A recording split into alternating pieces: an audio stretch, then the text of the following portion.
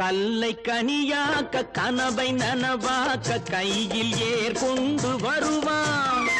சாந்தி வழி என்று காந்தி வழி சென்று கருணை தேன் கொண்டு தருவான்.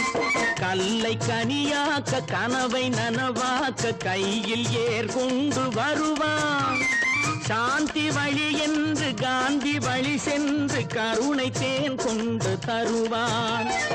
உயிரை தமிழுக்கும் உடலை மண்ணுக்கும் உதவும் நாள் கண்டு துடிப்பான்.